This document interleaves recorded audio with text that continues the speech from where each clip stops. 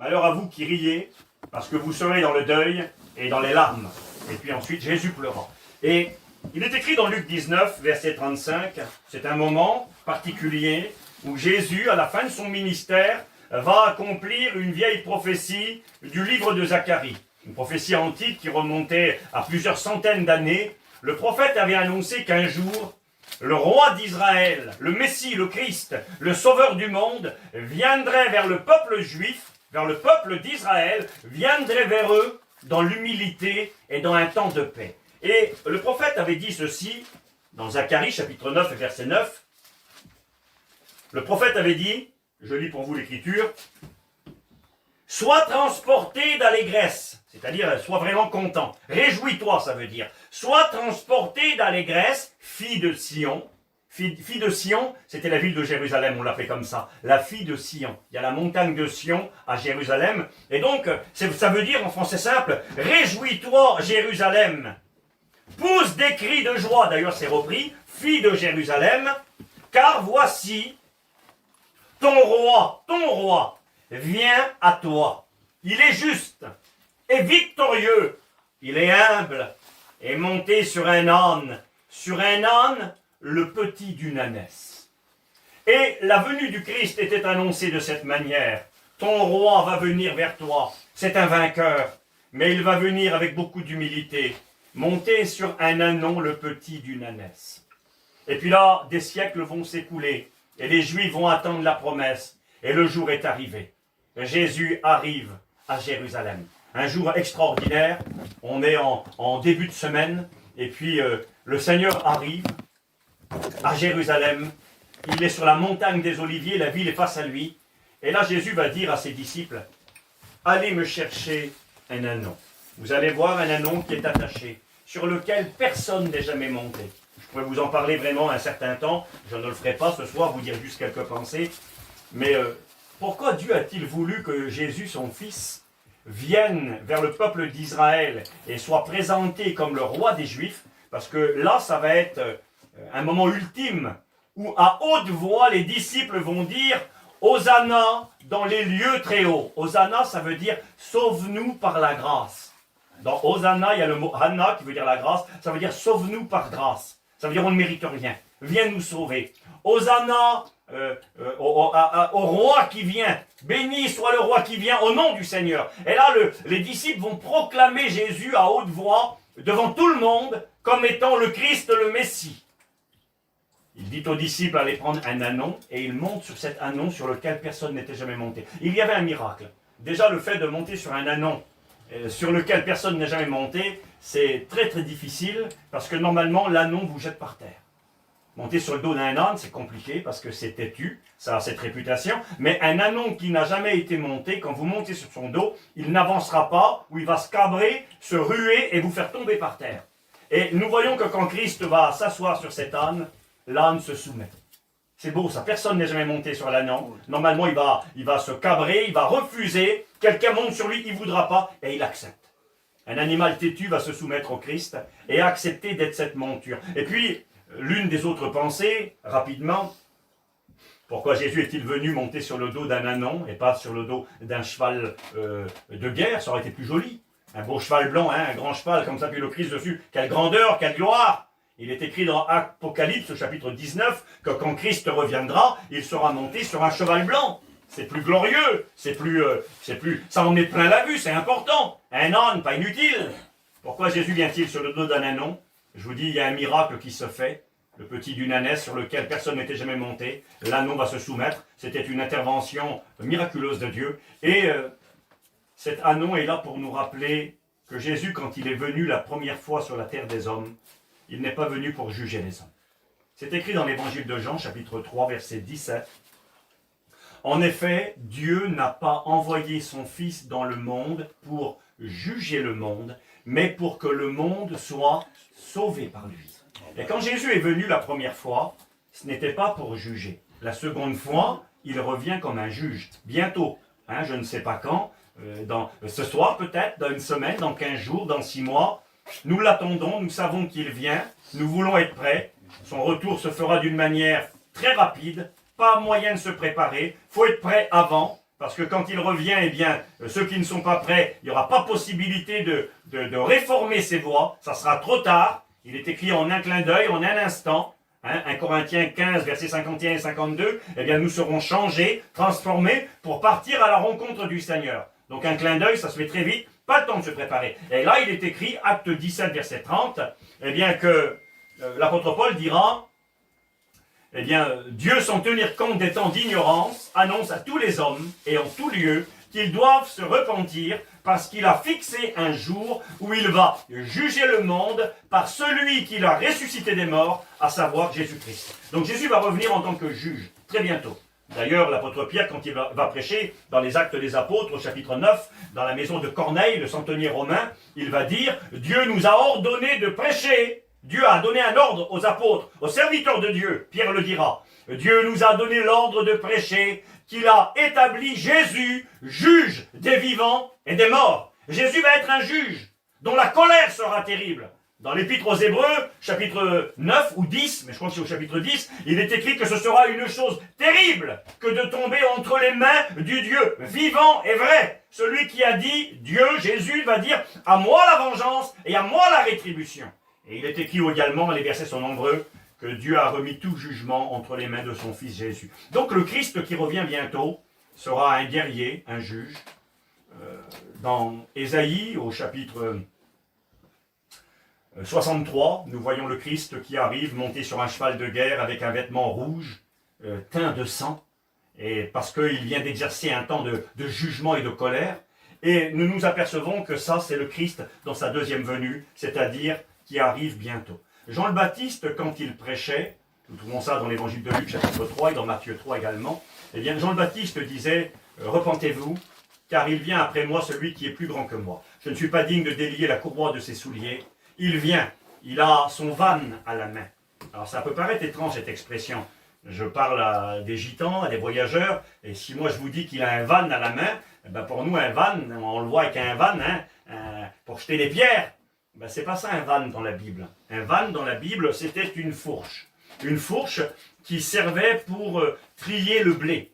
Quand tu faisais la moisson du blé, tu amenais le blé sur une aire de battage. Une aire, c'était une plateforme très plate, un endroit très plat, généralement sur les hauteurs, sur les montagnes. Là où est construit le temple à Jérusalem, le temple de Salomon, aujourd'hui il y a la mosquée d'Omar, c'est donc sur les hauteurs, c'était une aire de battage autrefois ça. On appelait ça l'aire d'Ornan. C'était un endroit très plat où on mettait le blé et on tapait sur le blé avec ce qu'on appelait, bibliquement parlant, des fléaux. Un nom bizarre, hein? C'était des bouts de bois accrochés avec des cordes et on tapait sur le blé pour séparer le blé de l'épi, de la balle, ça s'appelle, de l'épi. On tapait dessus, on passait même des traîneaux avec avec des anons, des ânes. On accrochait des traîneaux derrière, des plaques de bois avec des pointes qui permettaient de tout séparer.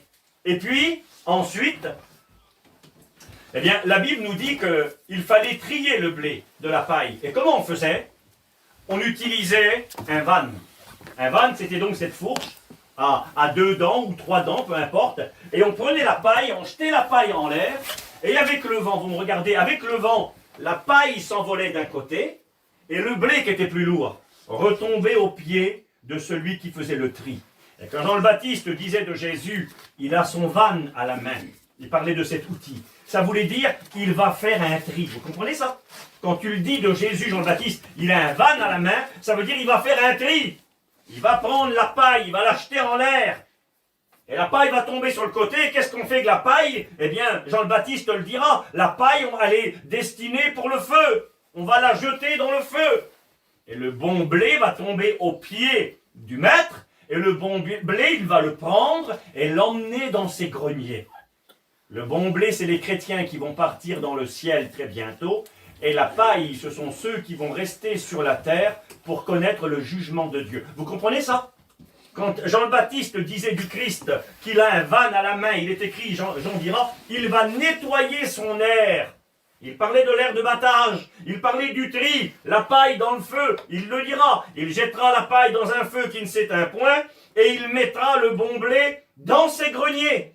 Donc ça veut dire, le Christ viendra pour exercer des jugements. Et c'est la raison pour laquelle Jean le Baptiste, d'ailleurs, quand il finira arrêté et en prison, eh bien, ne comprendra pas la mission de Jésus, ne comprendra pas les messages du Christ. Quand Jésus dira « Aimez vos ennemis, priez pour ceux qui vous persécutent », quand Jésus va guérir le serviteur d'un centenier romain, un soldat romain, il ne comprend pas ça. Lui, il attend le Messie juge qui va demander des comptes et punir les méchants. Mais le Jésus qui est venu il y a 2000 ans sur la terre, la première fois, et nous sommes tout le temps dans ce temps qui s'appelle le temps de la grâce, n'était pas venu pour juger ni condamner. C'est un juge qui revient bientôt. Mais celui qui est venu il y a 2000 ans, il était monté sur le dos d'un âne. Vous savez pourquoi? Parce que quand tu es monté sur le dos d'un âne, tu ne fais pas la guerre à personne. Tu ne fais pas la guerre avec un âne. Tu fais la guerre avec un cheval de guerre.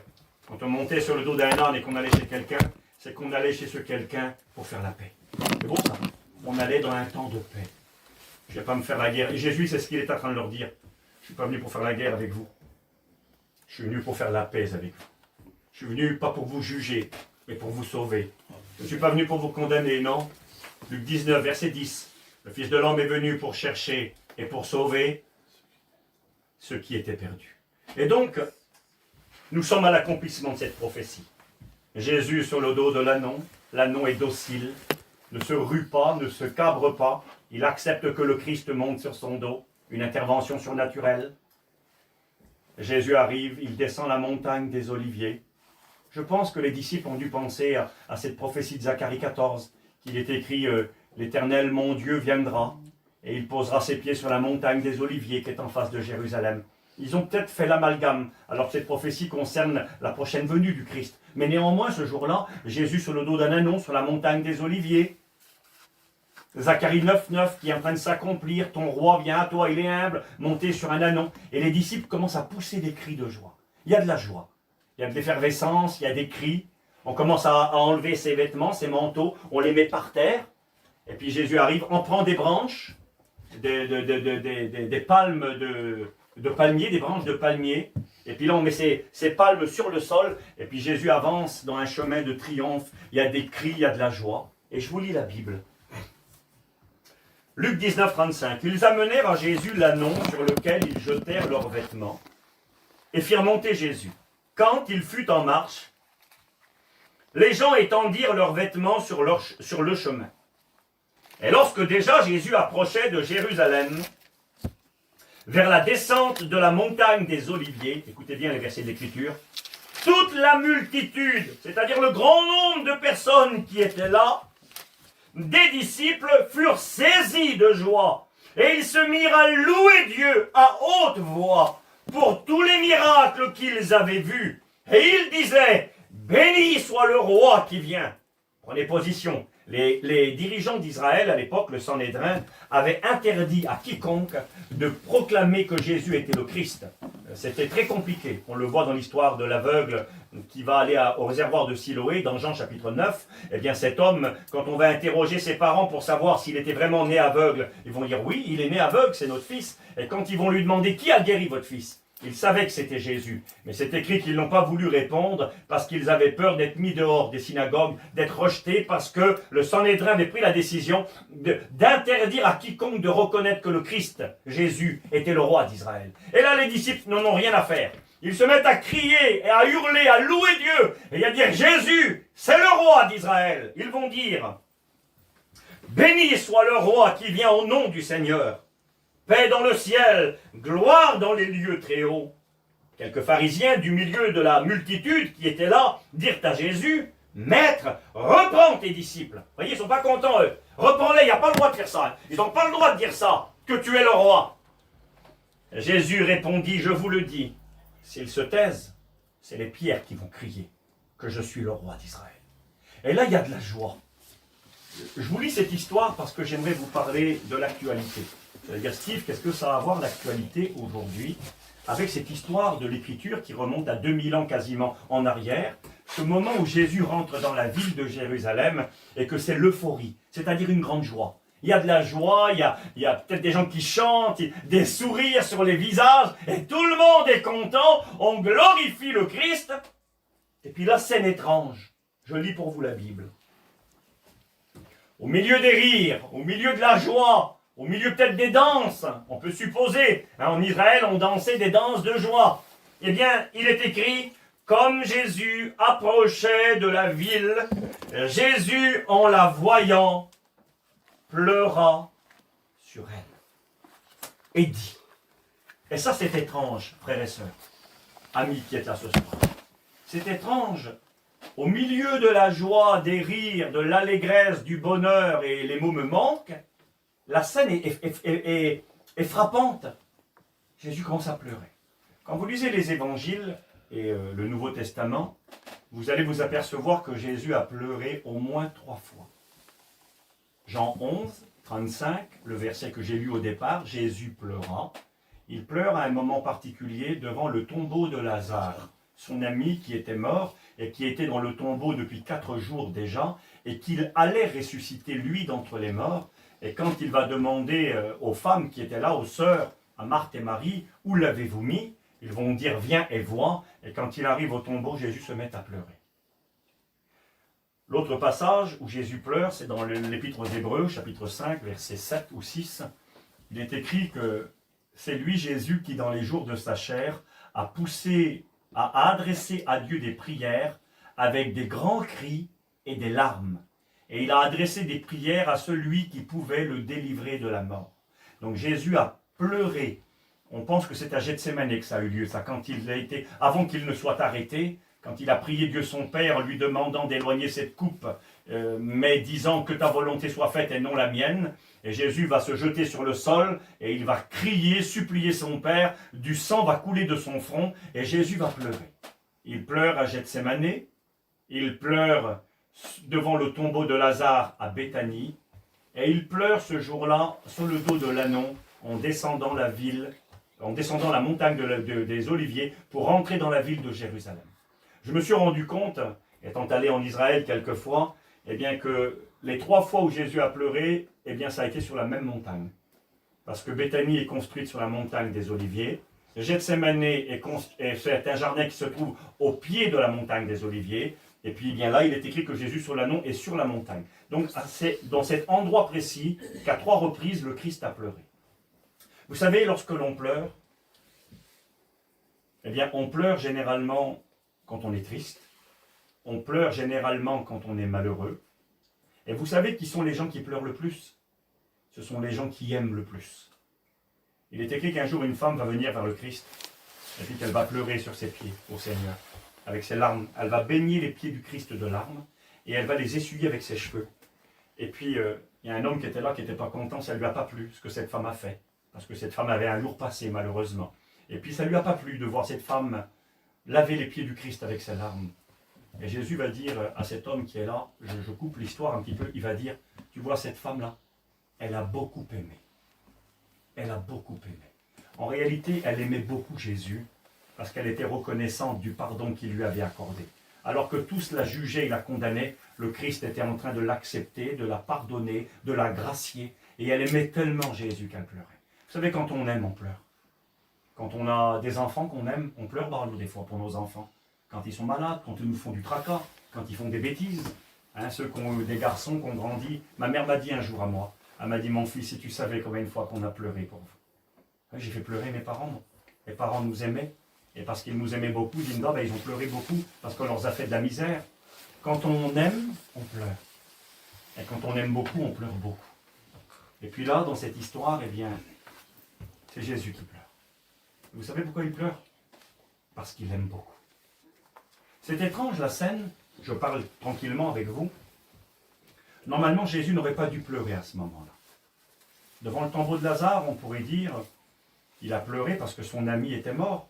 On peut pleurer quand on perd quelqu'un qu'on aime, ça peut être normal. En réalité, il y a une autre raison. Mais je n'aimerais pas trop m'y attarder ce soir parce que c'est pas vraiment... j'ai pas le temps de m'attarder inutilement pour ça. Mais en réalité, quand Jésus pleurait devant le tombeau de Lazare, ce n'était pas tellement pour Lazare, parce qu'il savait qu'il allait le ressusciter. En réalité, il pleurait sur autre chose. Il pleurait sur la même chose qu'il va pleurer là quand il est sur le dos de l'ânon. C'est de la joie, c'est des cris de joie, c'est du bonheur, et Jésus, il pleure. Si j'avais été là, moi, peut-être que j'aurais regardé le Seigneur et je lui aurais dit, Jésus, pourquoi tu pleures, Seigneur? Il ne faut pas pleurer aujourd'hui, regarde, tout le monde est dans la joie. tout le monde te proclame, tout le monde est content, les gens dansent, les gens poussent des cris. Faut pas pleurer, Seigneur. Et Jésus m'aurait dit, Steve, je pleure parce que moi je vois ce que toi tu ne vois pas. D'ailleurs, c'est écrit, regardez. Comme Jésus approchait de la ville, Jésus, en la voyant, pleura sur elle et il dit à la ville, il lui parle, il la regarde, il lui parle. Il lui dit, si toi aussi, au moins, en ce jour qui t'est donné, tu connaissais les choses qui appartiennent à ta paix, mais maintenant elles seront cachées à tes yeux. Voici, il viendra sur toi des jours où tes ennemis vont t'environner de tranchées. Ils vont t'enfermer, ils vont te serrer de tous côtés et ils vont te détruire, toi et tes enfants au milieu de toi. Et ils ne laisseront pas en toi pierre sur pierre, parce que tu n'as pas connu le temps où tu as été visité. Jésus regarde la ville de Jérusalem et il pleure. Pourtant, il y a de la joie, il y a du bonheur, il y a de l'effervescence. Il pleure parce que lui, il voit ce qui va arriver. Il regarde la ville et il dit, je pleure sur toi. Parce que tu ne comprends pas les choses qui appartiennent à ta paix. Ça veut dire quoi? Ça veut dire parce que tu ne veux pas m'accepter à moi. C'est moi qui suis la source de la paix. Je suis le prince de paix. C'est moi qui te donne la paix avec Dieu. C'est moi qui te donne la paix avec toi-même. C'est moi qui peux te réconcilier. Je suis le prince de paix. Mais tu ne veux pas de moi. Alors il y a de la joie, il y a des rires. Et Jésus savait que parmi cette multitude qui était là ce jour-là, 5 jours plus tard, 5 petits jours plus tard, Jésus savait que parmi ces gens-là, plusieurs allaient crier « À mort, Jésus! Nous voulons Barabbas !» Il est écrit que 5 jours plus tard, Pilate, le gouverneur, juge, va présenter un meurtrier Barabbas et il va présenter Jésus de Nazareth, le Fils de Dieu, à la multitude qui était là devant lui. Et certainement qu'il y avait dans ces gens des gens qui 5 jours avant avaient crié « Hosanna, Fils de David, gloire à Dieu !» qui étaient dans la joie et qui riaient. 5 jours plus tard, eh bien, la multitude allait crier « À mort, Jésus! Nous ne voulons pas de lui, c'est un imposteur! Nous voulons Barabbas, le meurtrier! » Et Jésus pleure ce jour-là, parce qu'il sait que dans la ville de Jérusalem, on va le rejeter. Il sait que dans la ville, on va le repousser. Il est écrit dans Jean chapitre 1er, verset 12. La parole, je vois que quelqu'un essaie de m'appeler, c'est dommage, ça va couper la réunion.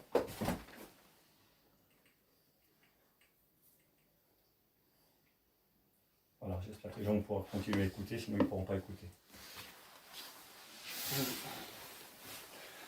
Voilà, gloire à Dieu, on se m'excuse, c'est toujours gênant, mais il y a des gens qui écoutent, voilà, qui certainement, bien Dieu va leur parler par ce message ce soir aussi.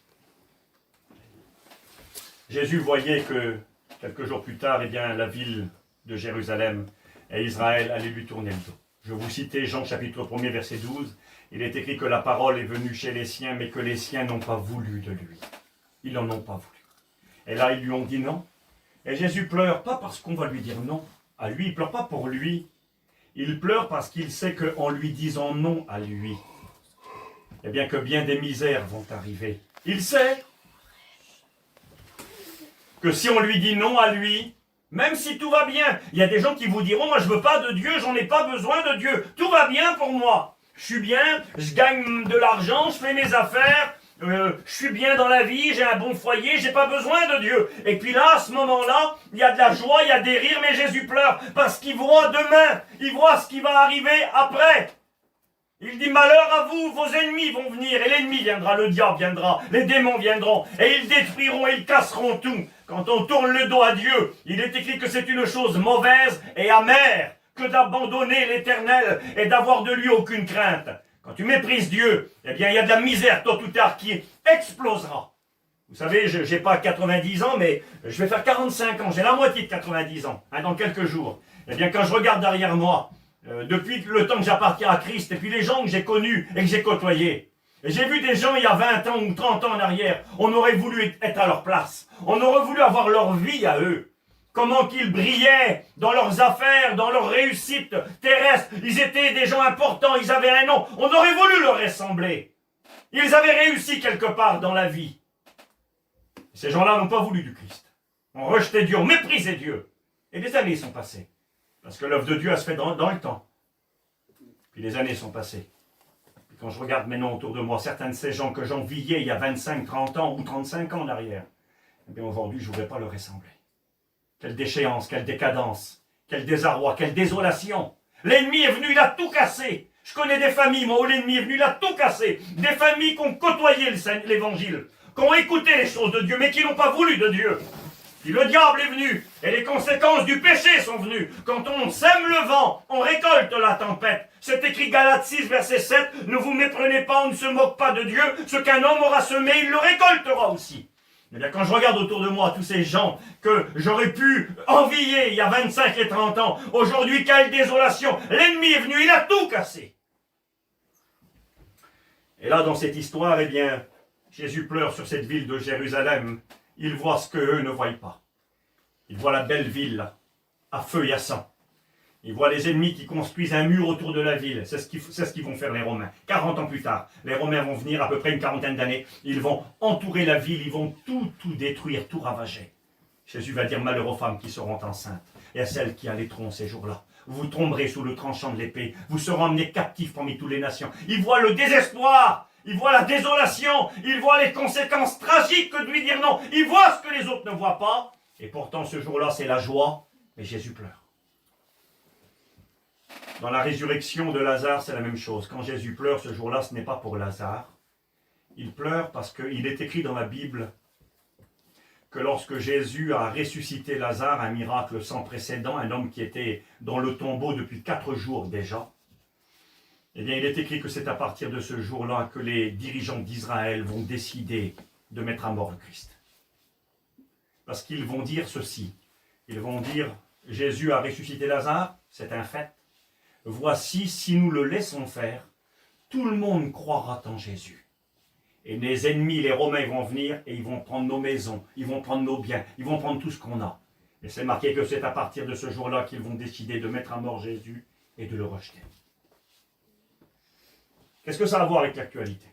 Alors je vais vous toucher quelques mots par rapport à ce qui arrive aujourd'hui. J'ai regardé un tout petit peu les informations ce soir, et puis comme vous, donc j'ai appris que Joe Biden aux États-Unis a été élu président de l'Amérique. Apparemment pour l'instant, à moins que des fraudes soient révélées et puis que ça serait revu, mais normalement, officiellement, il est président américain. Alors je l'ai dit à la dernière réunion quand j'ai prêché, je ne veux pas être un politicien ni faire de la politique, mais j'aime voir ce qui se passe autour de moi aux yeux de la Bible, au regard de la Bible, au regard des prophéties bibliques. Est-ce que la Bible a prophétisé l'élection de Joe Biden? Non, pas du tout. Mais ce que j'ai vu tout à l'heure m'a saisi. Mon cousin Teddy est venu chez moi, il a regardé un petit peu, et je lui ai posé une question, il ne savait pas. Il y a aujourd'hui aux États-Unis et dans le monde entier, parce que l'élection de Joe Biden à la place de Trump fait la joie de beaucoup de dirigeants du monde et de beaucoup de nations.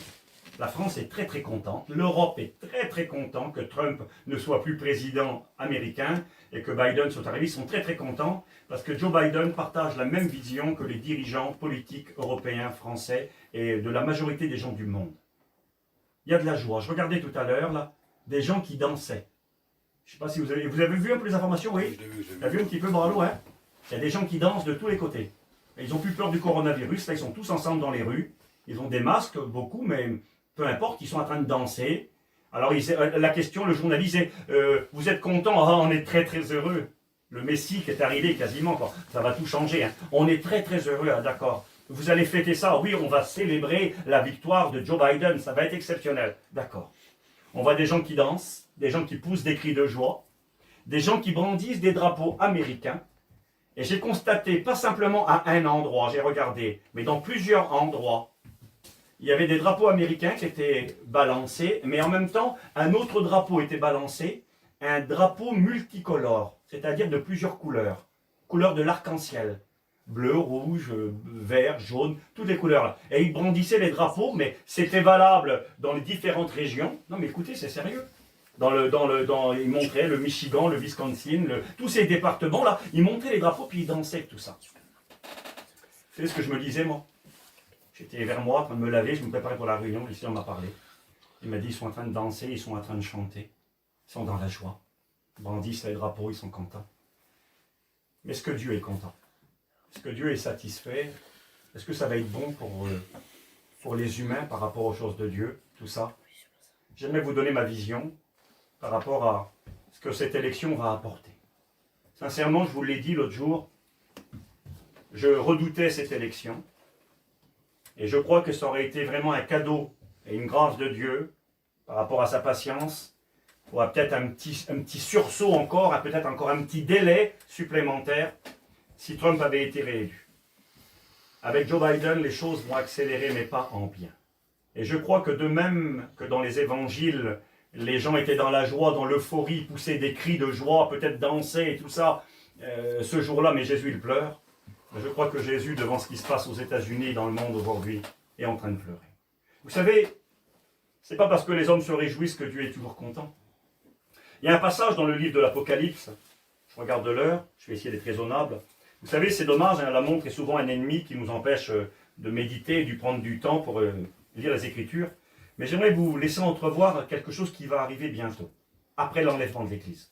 Quand l'Église va partir, la Bible nous enseigne qu'il y a deux personnages. Je ne rentrerai pas dans les détails, ni dans les explications trop profondes, et dans les polémiques surtout pas. Mais la Bible nous dit clairement, noir sur blanc, qu'après l'enlèvement de l'Église, il y aura deux personnages qui vont exercer un ministère pour essayer de ramener le monde entier vers Dieu. C'est terrible. Après l'enlèvement de l'Église, oui, il est écrit dans la Bible que l'Évangile sera annoncé même par un ange. Apocalypse 14. Il y a un ange qui traversera le ciel et qui proclamera l'Évangile éternel à toutes les nations. Donc important, hein? La Bible nous dit qu'il y a deux personnages qui vont exercer une fonction après l'enlèvement pour essayer de ramener les hommes vers Dieu, les amener à la repentance. C'est écrit dans Apocalypse 11, verset 3. « Je donnerai à mes deux témoins, donc qui vont témoigner, le pouvoir de prophétiser, revêtus de sacs. » On mettait un sac sur soi quand on était dans le deuil et l'affliction, dans la tristesse. Donc, pour montrer le sérieux, deux témoins sérieux, parce que le temps sera grave, vont prophétiser pour essayer de réveiller, d'avertir l'humanité dans sa révolte. Et il est écrit, « Je donnerai à mes deux témoins le pouvoir de prophétiser revêtus de sacs pendant 1260 jours. » Et là, il donne des explications. Ils auront le pouvoir de fermer le ciel, ils font des miracles, ces deux individus-là, afin qu'il ne tombe point de pluie pendant les jours de leur prophétie. Ils ont le pouvoir de changer les eaux en sang et de frapper la terre de toute espèce de plaie chaque fois qu'ils le voudront. Des espèces de Moïse.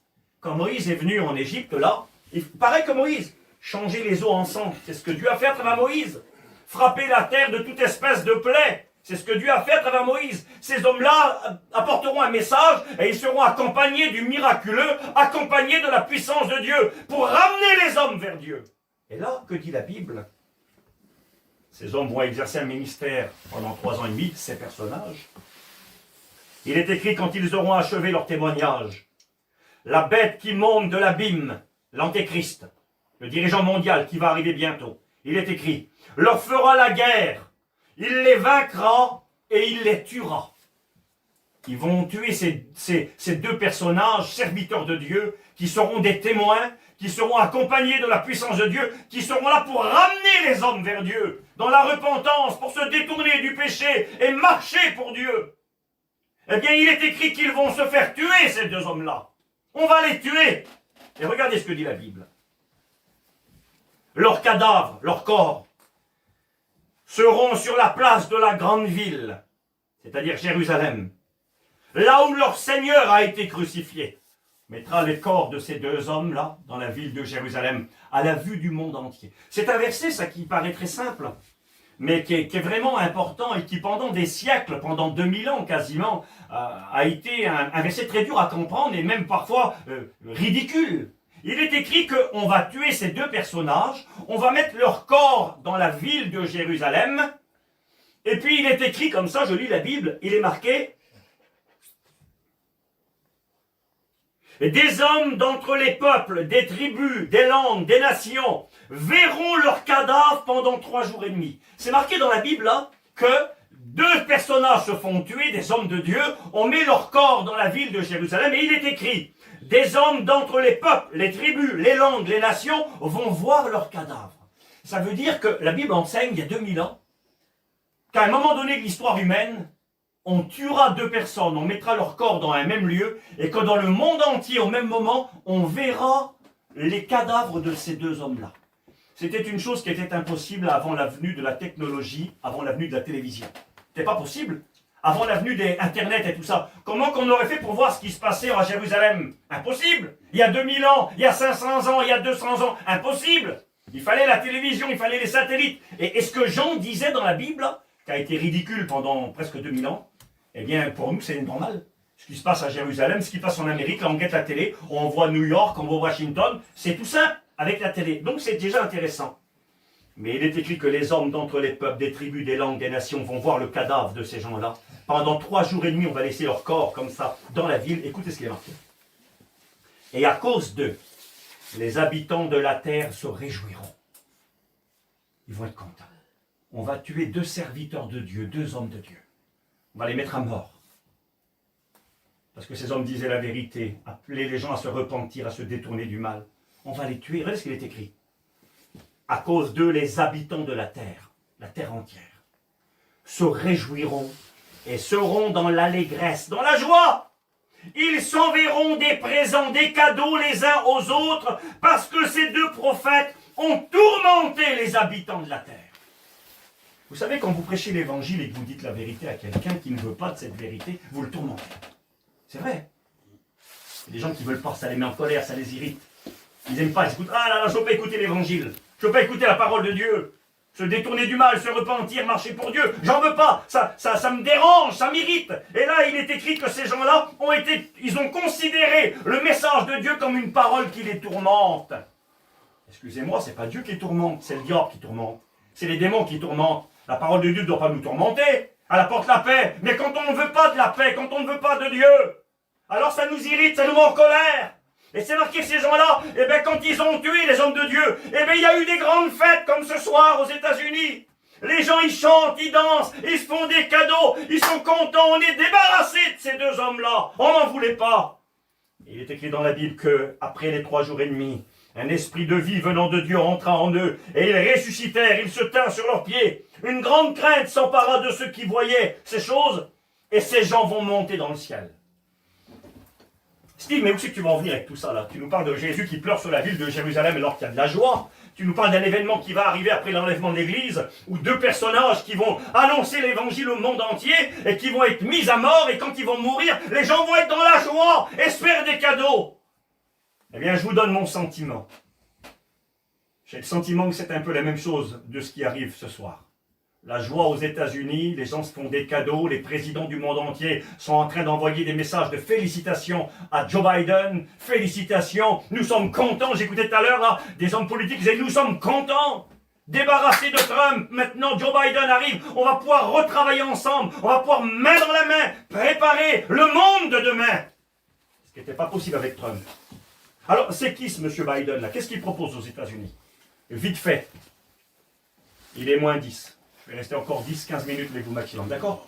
Pour que vous sachiez, que vous ayez une idée de ce que propose cet homme. Pourquoi que ça danse dans les rues? Pourquoi qu'il y a des drapeaux multicolores qui sont en train de s'agiter partout et on est content? J'ai marqué ceci. Le parti du monsieur qui a été élu, là, les démocrates qui sont mis en place aujourd'hui en Amérique et qui ont pris la place de Trump.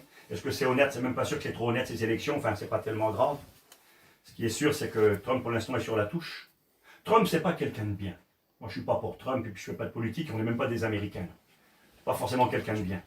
Mais Trump, il avait une politique qui était favorable à l'évangile. Trump, c'était l'ami des chrétiens évangéliques. J'ai marqué ceci. Avec Trump, les évangéliques étaient reconnus, protégés et écoutés. Il y avait à la Maison-Blanche des pasteurs qui venaient. Il y avait des réunions. La Maison-Blanche, c'est la maison du président américain, l'homme le plus puissant du monde entier.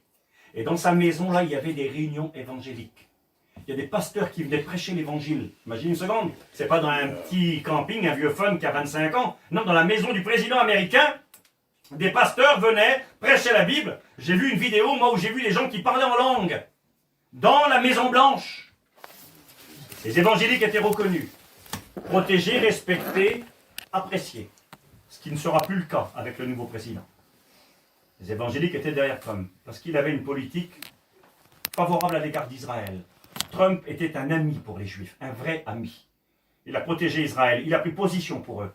Il a quand même déplacé l'ambassade américaine à Jérusalem, ce qu'aucun président n'avait eu le cran de faire. Pourtant, la loi elle a été votée depuis des dizaines d'années. Personne n'avait le cran de faire. Lui, il l'a fait. Au risque d'être incompris, d'être rejeté, rien à faire. Trump avait plein de défauts, mais il n'était pas hypocrite, il était assez vrai. Il disait quelque chose, il le faisait. Tant pis pour les conséquences. Que je plaise ou que je plaise pas, tant pis. Il tenait ses engagements. Aujourd'hui, dans le monde politique, généralement, il y a plus d'hypocrisie que de gens vrais. On promet mille et une choses, on ne fait pas grand-chose derrière. Eh bien, Trump était un ami d'Israël. Écoutez bien le monde dans lequel nous allons encore basculer encore plus. Il était ami d'Israël. Il a reconnu Jérusalem capitale juive. Il a redonné le Golan, c'est une montagne là-bas au nord d'Israël, près du lac de Tibériade. Les Syriens, ils viennent là, avant que le Golan appartienne à Israël. Ils venaient là, puis ils tuaient les Juifs du haut, là, à coups de missiles, à coups de... J'ai été là-bas plusieurs fois. Les gardiens nous expliquaient. Il dit, les Syriens étaient là-haut, là, sur le plateau. C'est un plateau en haut des montagnes, des montagnes de Galilée. Il dit, ils venaient là-haut, et puis ils nous jetaient des missiles, ils nous jetaient des coups de fusil, ils nous tuaient. Et puis on a gagné en 1967, durant la guerre des 6 jours, on a gagné ce territoire. On ne peut pas le redonner. Si on le donne aux Syriens, ils vont venir là, ils vont nous massacrer. On ne peut pas se faire tuer. Alors on est obligé de garder. Et les nations du monde nous ont dit, ah non, non, Israël, vous gardez pas, il faut redonner ça aux Syriens. On va leur donner, ils veulent nous tuer, c'est nos ennemis. Ils ne nous reconnaissent pas. Ils nous font de la misère, on ne va pas leur donner un bâton pour qu'ils nous font du mal. Et Trump, il a dit, bah, bien sûr, on ne peut pas valider ça. Le Golan est à vous, vous le gardez, il ne faut pas leur redonner. Ils vont vous faire du mal. Il avait raison. Puis j'ai pas le temps de expliquer tout. Trump était un ami d'Israël. Il était pour Israël, il protégeait Israël. Le plus grand ennemi d'Israël aujourd'hui, et les prophéties bibliques en parlent, vous lirez chez vous Ézéchiel chapitre 37, on en a parlé un petit peu là, les prophéties de Gog et de Magog, une guerre qui arrivera à la fin des temps, où il est écrit que des puissances venant du nord d'Israël, on pense généralement que ce sont les puissances russes, de l'ancienne URSS, les puissances du nord, viendront attaquer Israël, et il est écrit qu'ils seront accompagnés de la Perse. Et la Perse, c'est l'Iran. L'Iran, prophétiquement, dans les temps de la fin, viendra un jour attaquer le peuple d'Israël pour essayer de détruire le peuple d'Israël à la fameuse bataille d'Armageddon, à la fin des temps. Et là, aujourd'hui, en Iran, il y a des hommes politiques au pouvoir qui ont juré la perte d'Israël, qui veulent détruire les Juifs. Ils essaient de fabriquer une bombe nucléaire pour l'acheter sur Israël et pour détruire les Juifs. C'est ce que prépare l'Iran.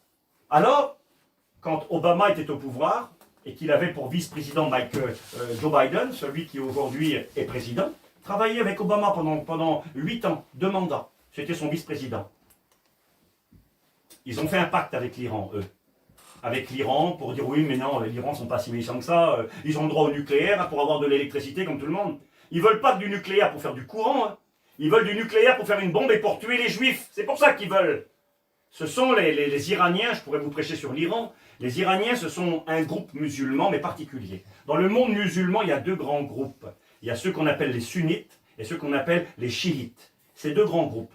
Et les Iraniens, ce sont des chiites. Ils ont une particularité, c'est qu'ils croient à la venue d'un homme à la fin des temps, qu'ils appellent le Mahdi. Alors donc c'est assez compliqué, une sorte de messie qui va venir les libérer. Mais pour qu'il vienne, il faut qu'il y ait une guerre avec Israël, et il faut que Israël soit à feu et à sang. Il faut détruire les Juifs. C'est ce qu'eux croient, ces gens-là. Des fous. Le dirigeant iranien, l'ayatollah Khomeini, des malades, ils veulent détruire et tuer les Juifs.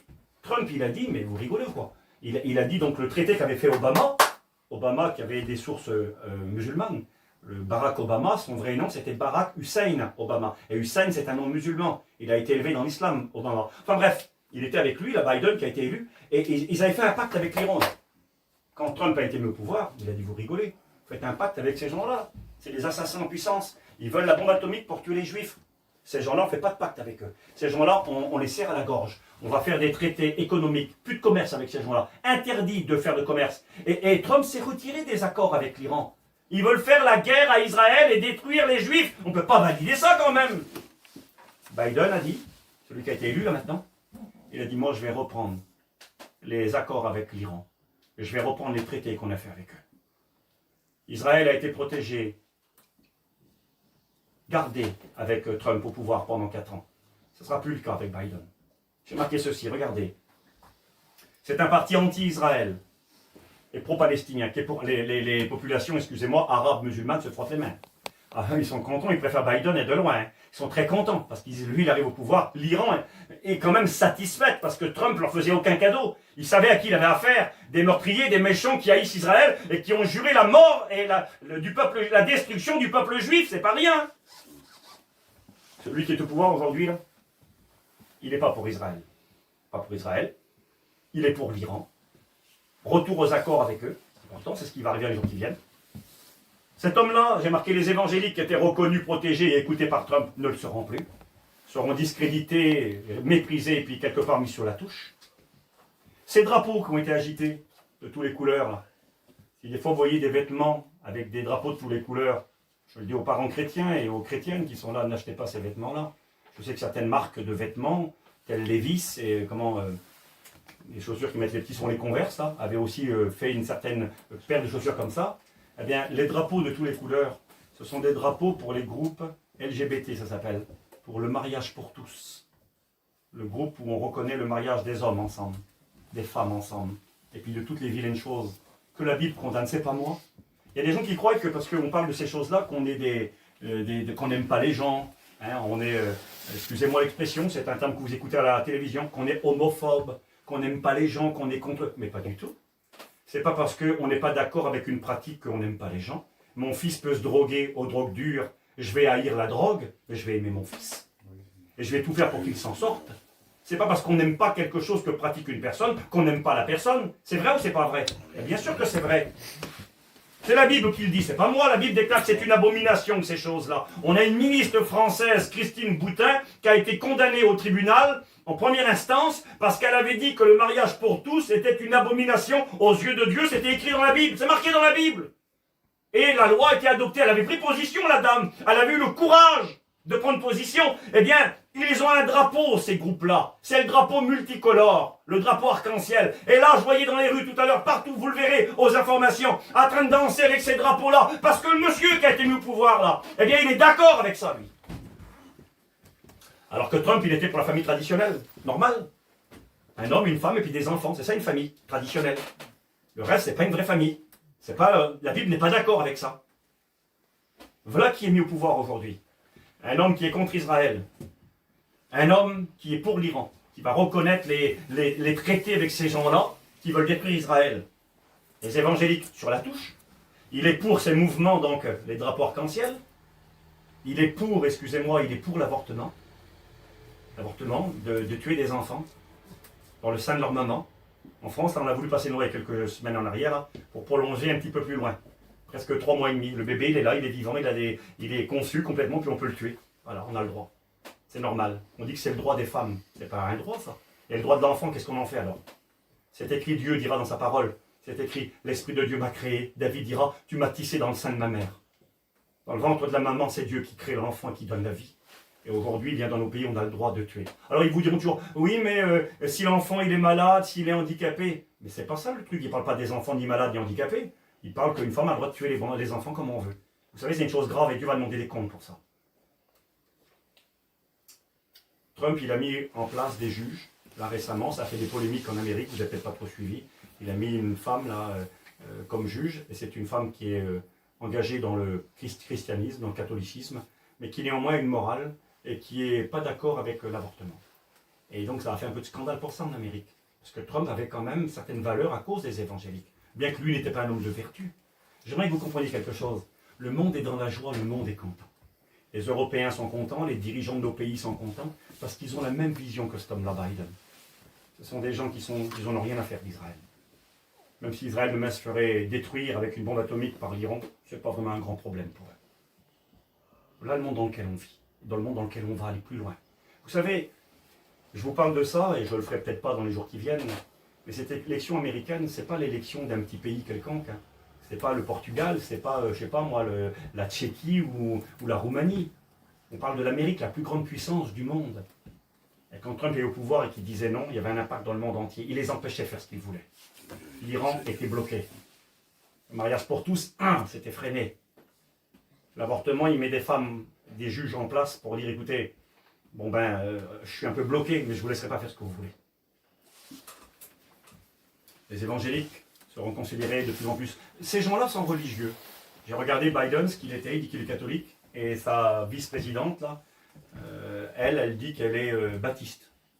On va y avoir les baptistes, c'est les chrétiens baptisés, comme nous, à peu près pareil, à peu près pareil. Ouais, à peu près pareil. Elle a pris un homme marié il y a 4 ans ou 5 ans en arrière. Elle s'est remariée, enfin bref. Il n'y a rien de véritable dans leur foi. Une foi superficielle. Vous savez, dans le monde dans lequel on vit aujourd'hui, on a le droit d'être croyant. On a le droit d'être religieux, on a le droit d'être évangélique, catholique, musulman, est-ce que vous voulez, orthodoxe, dans la mesure où votre foi ne vous engage à rien. Vous croyez ce que vous voulez dans votre cœur et dans votre tête, mais ça ne doit pas vous changer au quotidien. Il faut tout accepter. Il faut dire que tout est bien, tout est bon. Toutes les religions, on est tous des frères et sœurs, main dans la main. On ira tous au paradis. On appelle ça l'œcuménisme. Les présidents comme Biden sont comme ça, ils sont pour l'œcuménisme. Ils sont pour toutes les religions, mais il ne faut pas que ça aille trop loin. Trump, il prenait position pour des évangéliques qui étaient convaincus. Le péché, c'est le péché, le mal, c'est le mal. La parole de Dieu, c'est la parole de Dieu, c'est la vérité, c'est l'évangile. Un Trump qui se présente avec la Bible à la main.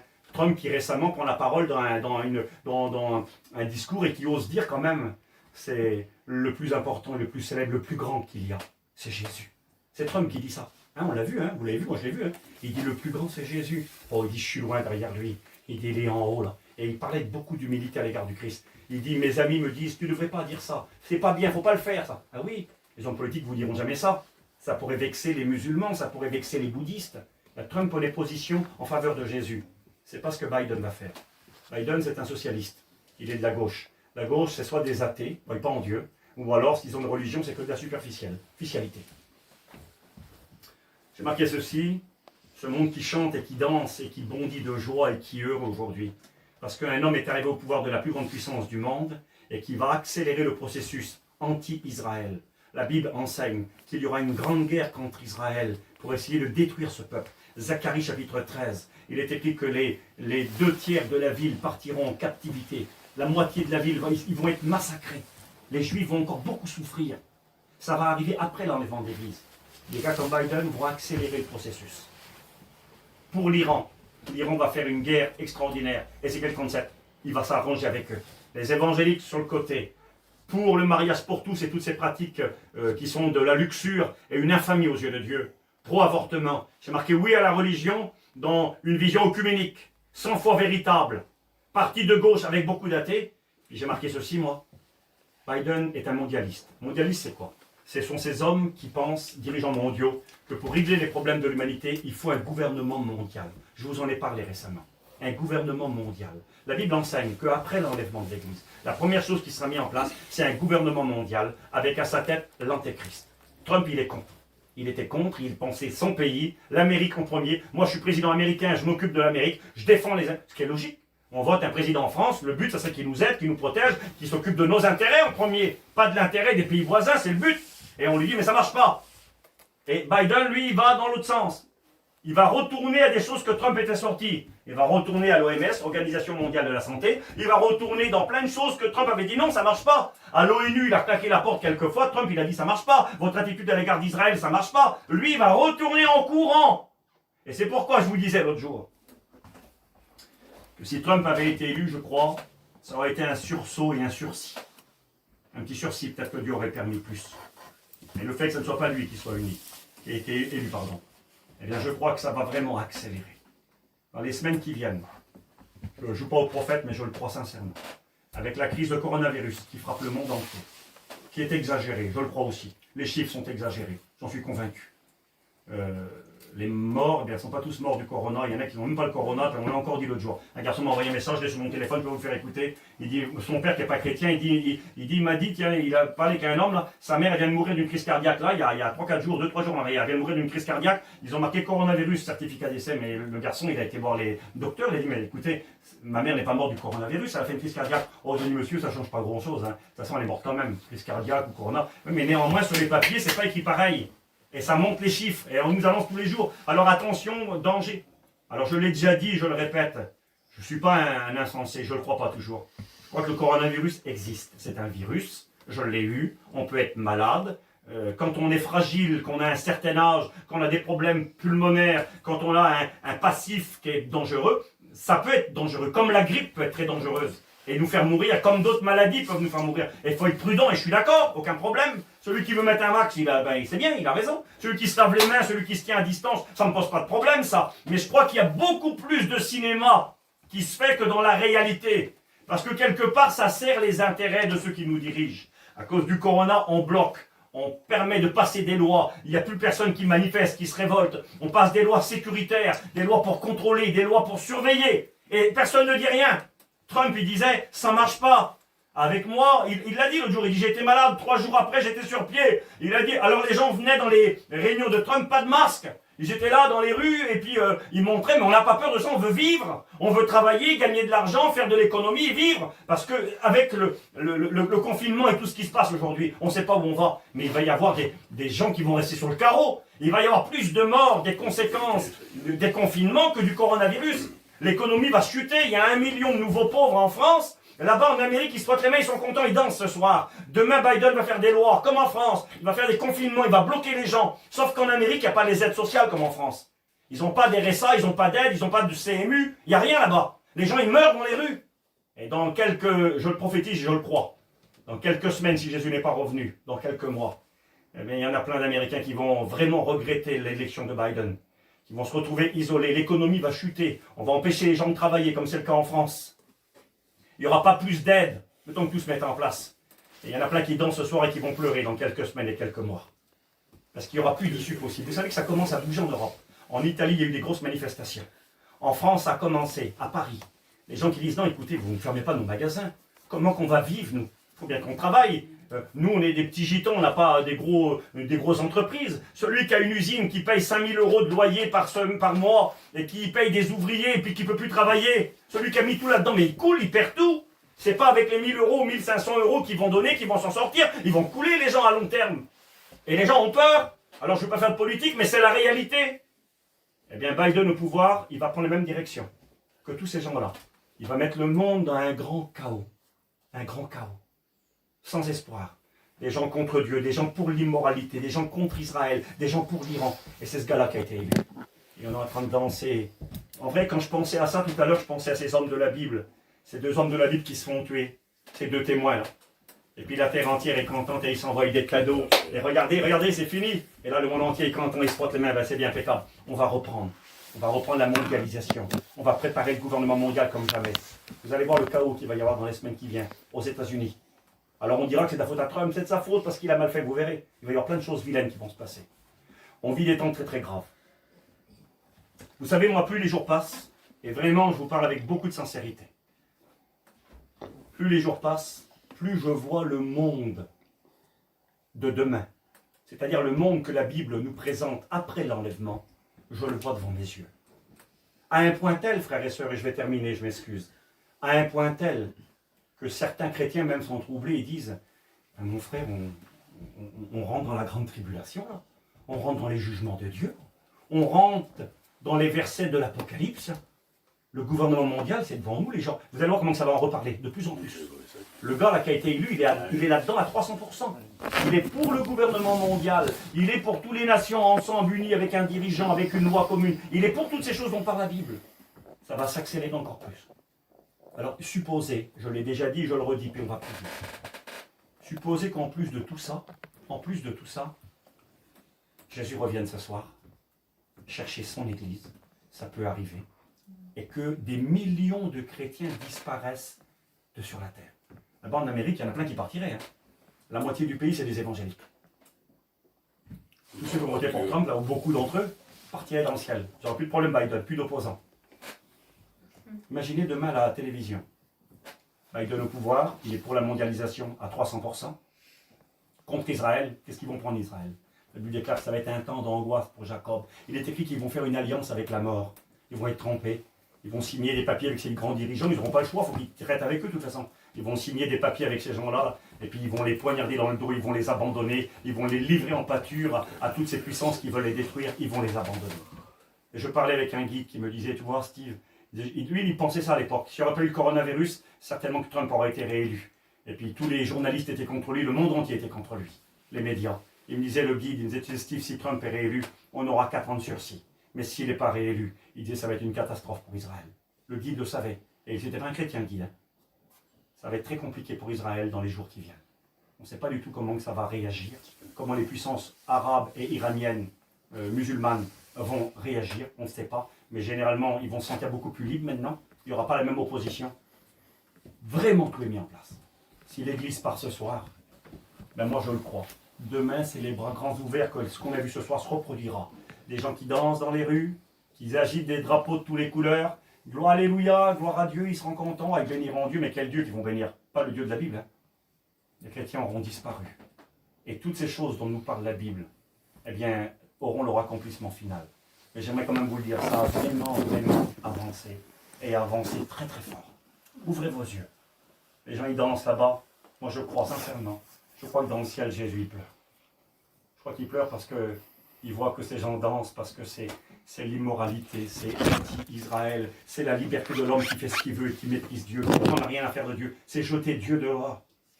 L'apôtre Paul nous dira dans 2 Thessaloniciens, avant l'enlèvement de l'Église, il y aurait une grande révolte, une grande rébellion contre Dieu qui exploserait. Elle a déjà explosé il y a quelques années.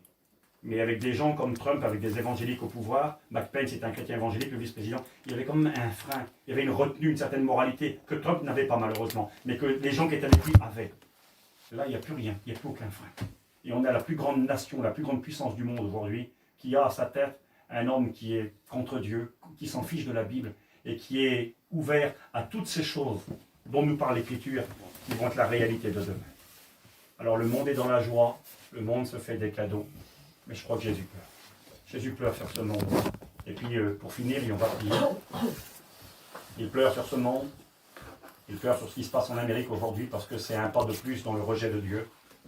Et puis il pleure aussi bien peut-être sur toi qui est là ce soir, toi qui m'écoutes derrière le téléphone, là. Il y a des gens qui sont là et qui ne veulent pas s'engager avec Dieu. Parce que Jésus sait ce que va être le monde de demain. Ils ne sont pas cons, ces gens. On en reparlera peut-être, si le Seigneur le permet, qu'il n'est pas revenu dans quelques semaines, dans quelques mois. Je crois que ça va être plus dur pour nous les chrétiens. Je l'ai déjà dit l'autre jour et je le redis. Ce n'est pas de bon augure pour nous tout ce qui se passe. L'étau va se resserrer, ça va être plus compliqué pour nous si Jésus, use encore un petit peu de patience. Et vous allez voir ce qui va se passer en Amérique dans les semaines qui viennent. Ça va être un chaos et puis une désolation. Jésus il pleure pour eux. Et il pleure sur tous les incrédules ce soir. Imaginez-vous qu'il revienne demain, le Seigneur. Puis toi, tu n'es pas prêt. Parce que tout est prêt pour qu'il revienne. Et Jésus, il pleure sur ta vie. Parce qu'il sait que tu vas rester sur la terre. Il sait que tu vas connaître toutes ces sales choses, toutes ces saletés, toutes ces vilainies dont a parlé l'Écriture. Et puis Jésus, il voudrait t'épargner. Quand il a regardé Jérusalem, il a dit, Jérusalem, combien de fois ai-je voulu te rassembler, comme une poule rassemble ses poussins sous ses ailes. Mais tu ne l'as pas voulu. Et Jésus le cœur, je voudrais, moi, te faire du bien. Je voudrais te protéger, je voudrais te garder. Je voudrais que tu connaisses les choses qui appartiennent à ta paix.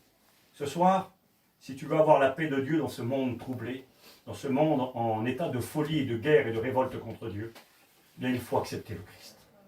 Il faut lui dire, Seigneur, viens dans ma vie. Seigneur, pardon. Seigneur, ta parole est la vérité.